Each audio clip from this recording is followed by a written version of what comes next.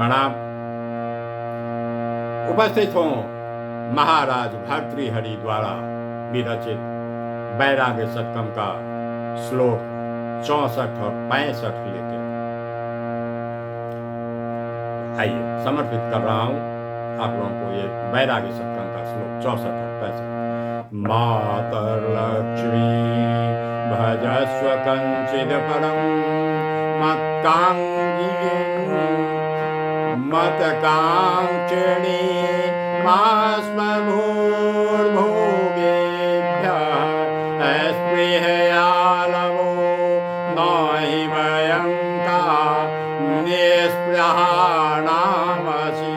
सद्यः पूतपलाशपत्रपुटिका पात्रे पवित्रीकृते भिक्षासक्तुभिरेव सम्प्रति वयं वृत्तिं समीहामहे।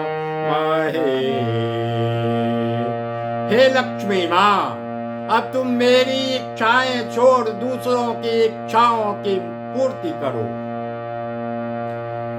हम सांसारिक भोग के इच्छुक नहीं हैं और भला आप भोग रहित व्यक्तियों के पास क्यों रहेंगी। हम तो अब पवित्र पत्तों से बने दोने में मिली भीख से ही गुजारा कर लेते। इस श्लोक के माध्यम से महाराज भर्तृहरि का कहना है भर्तृहरि ने वैराग्य प्राप्त किए व्यक्ति द्वारा लक्ष्मी माँ से की गई प्रार्थना का वर्णन किया है।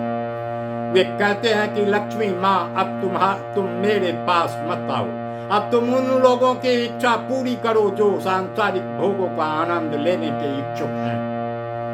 अब हमारा तुम्हारा कोई नाता नहीं है, क्योंकि अब हमें सांसारिक भोगों को जीने की कोई इच्छा नहीं है। हम तो वन गमन करते हुए भीख में मिले भोजन से ही संतुष्ट हैं। उसकी सभी इच्छाएं नष्ट हो जाती है। कहने का तात्पर्य यह है कि जिस व्यक्ति ने वैराग्य धारण कर लिया उसकी सभी इच्छाएं नष्ट हो जाती है और उसे धन का कोई लोभ लालच नहीं रहता। श्लोक 65। यूयं वयं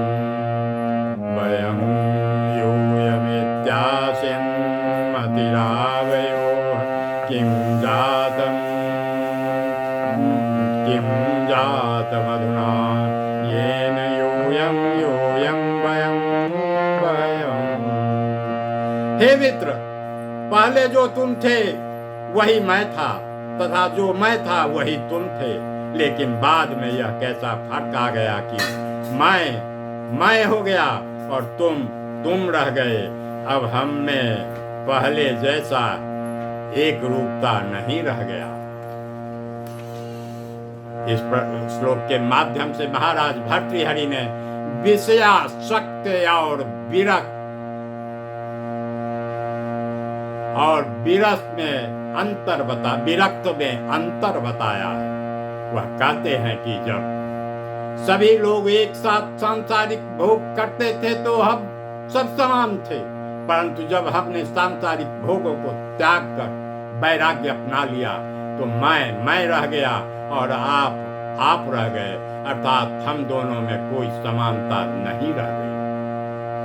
ये श्लोक 65वां था। शेष प्रणाम।